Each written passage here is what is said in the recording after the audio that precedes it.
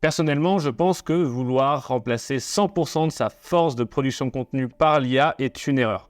Parce que même si on a les prompts les plus optimisés possibles, on va souvent se retrouver avec un résultat un peu tiède qui va manquer de quelque chose pour vraiment captiver une audience. Mais en voyant que HubSpot, qui est censé être le leader de l'inbound marketing et du contenu de qualité, proposait un assistant qui permettait de rédiger des articles de blog en totale autonomie, je me suis posé la question de pourquoi avoir mis en place cet outil directement sur la plateforme et quel intérêt on peut en trouver pour toujours maintenir un contenu de qualité. Et dans cette vidéo, je vais vous partager le résultat de cette réflexion. Personnellement, ça fait maintenant 1 an que je publie du contenu vidéo et blog sur HubSpot en 2 langues sur mon site internet à travers un blog et sur mes chaînes YouTube. Et entre mes clients, la rédaction, la production et la gestion de mes contenus, je me retrouve très limité en termes de temps par rapport à toutes les idées que j'aimerais pouvoir réaliser. Et ça se ressent sur ma parution de blog, comme on peut le voir à l'écran, où jusqu'au mois d'août, je publiais jusqu'à 2 articles par semaine en 2 langues.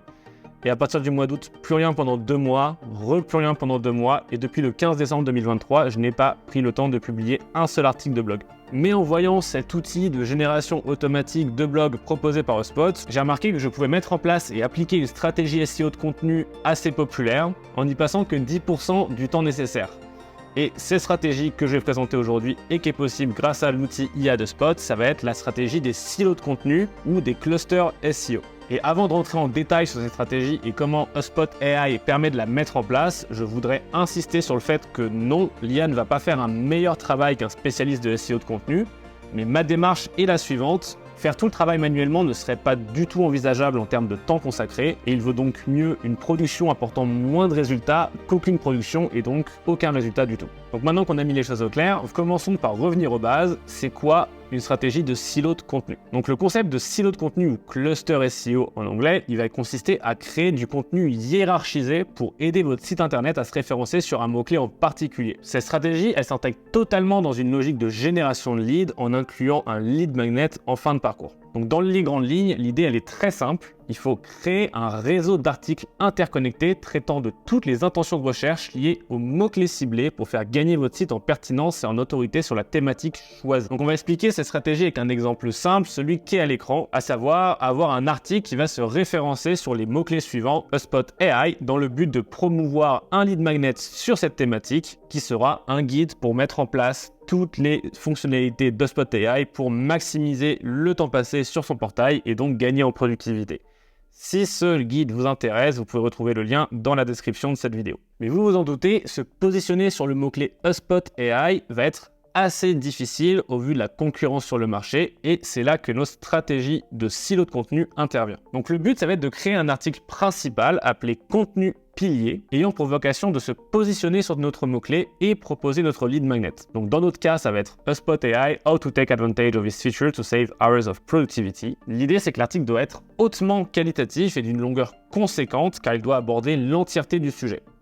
Pour la rédaction de cet article, je vous recommande de le faire manuellement car ça va être la pièce maîtresse de notre stratégie et lui retirer de la valeur avec l'IA n'est, à mon sens, pas une bonne idée. Et la deuxième étape de notre stratégie de silo de contenu est quant à elle de rédiger une multitude de petits articles qui ont pour vocation à répondre à 100% des questions posées sur cette thématique et à rediriger le visiteur vers notre article pilier. Donc pourquoi faire ça? Ça va nous permettre de nous positionner sur des mots-clés plus longs, donc moins compétitifs, et envoyer du trafic vers notre article pilier pour donner une indication à Google que l'on est pertinent sur cette thématique. Donc dans notre exemple, on pourrait retrouver HubSpot AI pour les websites, pour les social media, pour la gestion de la data, pour les campagnes marketing, pour l'expérience utilisateur, pour la gestion de contenu, etc., etc. Une méthode simple pour pouvoir identifier ces questions et leur volume de recherche en fonction de votre marché géographique, c'est de vous rendre sur un site qui s'appelle Answer the Public et de taper le mot-clé que vous voulez cibler, la région géographique et la langue utilisée. En faisant ça, vous allez obtenir une liste visuelle de toutes les recherches Google associées à votre mot-clé. Donc l'idée, ça va être de prendre le temps de lister 100% des recherches liées à votre thématique qui sont pertinentes et de rédiger un article en conséquence. Et quand on voit l'intégralité des mots-clés relatifs à notre thématique, on se rend compte vite du problème, c'est le temps que ça prendrait à générer l'entièreté de ces articles. Quand je vois ça, je me dis, est-ce que je suis prêt à mettre de côté mes clients, ma création de contenu principale pendant 2 semaines pour pouvoir rédiger une vingtaine d'articles à faible valeur ajoutée? La réponse, elle est évidemment non. Donc ça veut dire pas de silo de contenu, donc moins de positionnement, donc moins de retombées business sur les gros articles que je vais rédiger. Par contre, est-ce que je suis prêt à prendre que quelques heures pour automatiser la génération de ces articles, pour booster la visibilité de mon article principal? Dans ce cas précis, oui, ça peut valoir le coup. Et grâce à HubSpot, on va pouvoir le réaliser sans souci, car, comme je l'ai dit en début de vidéo, HubSpot met à notre disposition son assistant IA, qui est entraîné sur les pratiques de création de contenu de HubSpot pour rédiger automatiquement nos articles de blog. Et la bonne nouvelle, c'est que cet outil de génération de blog HubSpot, il est disponible dès la version starter de HubSpot qui s'élève à 20 $ mensuels la première année et 40 $ les suivantes.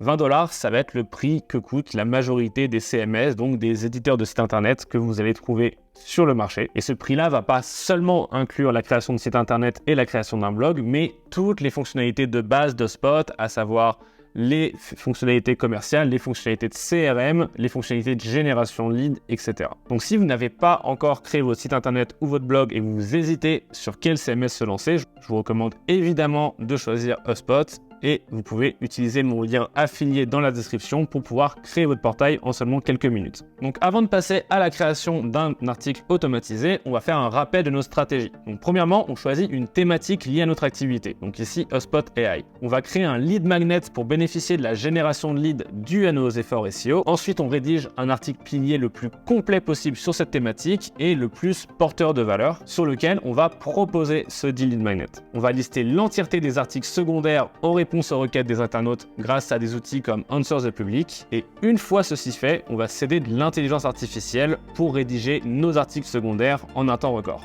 Pour pouvoir générer automatiquement un article de blog dans HubSpot, vous n'avez qu'à vous rendre dans Marketing, Website, Blog.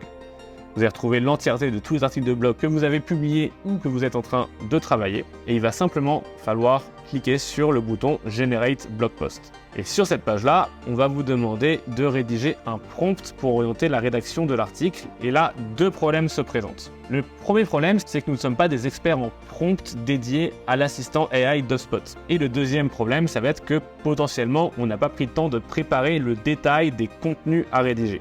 Alors, soit on va taper juste le titre de l'article que l'on souhaite rédiger, on espère des résultats aléatoires, soit on va contourner ce problème grâce aux GPTs de OpenAI. Donc depuis quelques mois maintenant, tout le monde peut créer son propre GPT qui va être un chat GPT spécifiquement conditionné pour jouer un rôle précis. Et la bonne nouvelle, c'est que on va pouvoir retrouver tout un tas d'experts qui vont mettre à disposition gratuitement leur GPT qui va être spécialisé dans leur thématique précise. Donc par exemple, si vous avez un blog sur les compléments alimentaires, on va pouvoir simplement taper Food Supplements et on va pouvoir voir la liste de tous les GPTs d'experts qui sont censés être experts sur ce domaine en particulier. Donc par exemple, dans ce cas-là, on va pouvoir choisir Food Supplement Guru. On va pouvoir lancer un chat et il va suffire de taper un prompt semblable à celui-ci. Donc, I want to write a blog post about la question que vous avez identifiée sur Answer the Public. Please design me the structure plan of the blog post. Donc, par exemple, sur un GPT de compléments alimentaires, on pourrait imaginer une question comme quels sont les risques de prendre des compléments alimentaires? Désolé, je ne suis pas un expert du domaine. On envoie. Et notre chat GPT.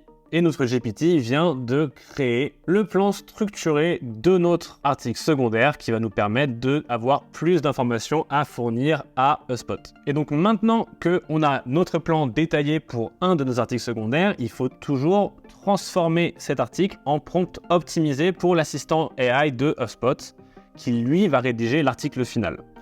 Et pour ce faire, je vous recommande grandement un autre GPT qui a été créé par Nick Lafakis, qui est un expert à la fois de HubSpot et de l'IA que j'ai eu la chance de rencontrer sur LinkedIn. Et son GPT, c'est HubSpot Harry. L'idée de ce GPT, c'est qu'il va avoir toutes les bases de connaissances, les product updates et les contenus de HubSpot directement intégrés à ses connaissances. C'est donc l'outil le plus amène à générer le prompt le plus optimisé pour notre article. Donc pour ce faire, simplement lancer une conversation avec HubSpot Harry, rédiger un prompt du style I want to ask HubSpot AI Assistant to write a blog post about the following topic. Please help me generate the best prompt to make sure the content is SEO optimized, relevant and interesting. Et la dernière chose qu'il nous reste à faire, ça va être de copier-coller le plan détaillé que l'on a obtenu sur notre expert des compléments alimentaires. Donc maintenant que HubSpot Harry a fini de nous rédiger le prompt que l'on doit envoyer, on a simplement besoin de le copier-coller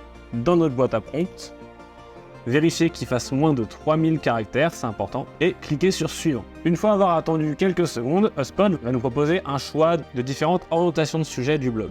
On va pouvoir retrouver également des métriques concernant le volume de recherche mensuel, la difficulté à se positionner sur ces mots-clés et l'intention de recherche liée à ces mots-clés. Ça peut être navigationnel, informatif, commercial ou transactionnel. Visiblement, sur le sujet qu'on a décidé de traiter, on n'a pas beaucoup de volume de recherche. On voit que c'est assez faible et que ça ne nous donne pas forcément les informations dont on a besoin. On peut sélectionner celui qui nous correspond le plus. On peut cliquer sur Generate More si on veut une version un peu différente de ce qui a été généré.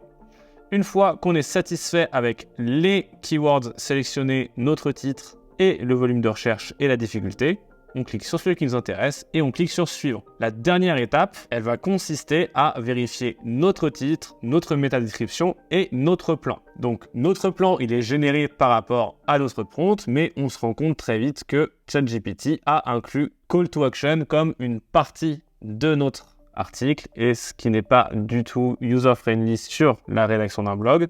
On va pouvoir soit modifier cette partie-là, soit en générer une autre, qui va être lié à ce qu'on a mis. Donc, mais par exemple, si on a dit, donc ça nous donne Action Plan, mais si on change le titre en mettant par exemple Conclusion on Health Risk, mais si on clique sur régénérer un titre de paragraphe, on va pouvoir avoir Potential Risk and Consideration par exemple, où on peut carrément supprimer cette partie-là et en laisser que 1, 2, 3, 4, 5, 6. Quand on est satisfait de notre titre, notre description et notre plan global, on clique sur Generate Blog Post, on attend quelques secondes et HubSpot vient de finaliser la rédaction de notre article. Donc bien évidemment, il faut absolument le relire, modifier ce qui vous semble incorrect.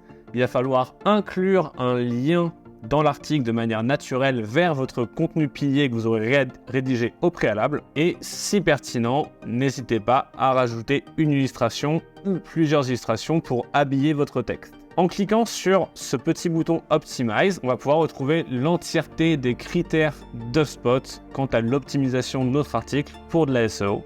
Donc on voit qu'ici qu'il manque des images d'illustration et que notre métadescription est trop grande. On va pouvoir cliquer sur Shorten Metadescription et potentiellement retravailler cette métadescription pour qu'elle soit dans les meilleures pratiques.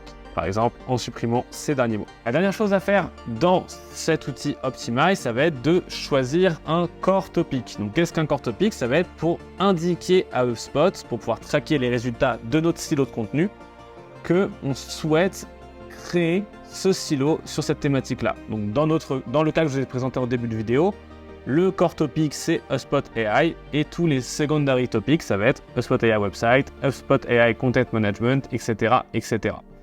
Donc par exemple, dans ce cas-là, ça pourrait être le core topic Food Supplements. Comme c'est un article secondaire, on clique sur Supporting Content et les mots-clés de notre subtopic, ce serait Food Supplements Risk. Et en faisant ça, ça va automatiquement créer une nouvelle mind map avec les mots-clés qu'on aura définis pour ce cluster en particulier. Une fois que vous êtes satisfait avec votre article final, vous vérifiez dans les settings que tout est bon. Donc il faut rajouter un auteur pour pouvoir le publier. Vous pouvez rajouter les tags qui vous arrangent. Si vous voulez une image, c'est ici que ça se passe. Et quand tout est bon, il ne vous reste plus qu'à soit publier, soit planifier la publication de votre article et vous aurez créé votre premier article secondaire de votre nouveau silo de contenu. Donc vous n'avez plus qu'à répéter l'opération pour toutes les questions identifiées et en quelques heures, vous aurez rédigé et planifié l'entièreté des contenus secondaires de votre cluster SEO. Pour rappel, vous pouvez retrouver dans la description de cette vidéo un lien vers mon guide pour mettre en place tous les outils AI d'HubSpot pour optimiser votre productivité sur votre portail et mon lien d'affiliation qui vous permet de créer un portail HubSpot pour pouvoir bénéficier de cette fonctionnalité de génération de blog automatique. C'était Grégoire. Pour ceux qui ne me connaissent pas, je suis expert HubSpot depuis plus de 7 ans maintenant et je publie régulièrement sur cette chaîne YouTube les meilleures pratiques et les astuces pour optimiser son travail sur HubSpot. Donc si vous voulez progresser dans l'utilisation de l'outil, je vous invite à vous abonner à cette chaîne pour être sûr de ne pas manquer les prochaines vidéos. C'était Grégoire et je vous dis à très vite.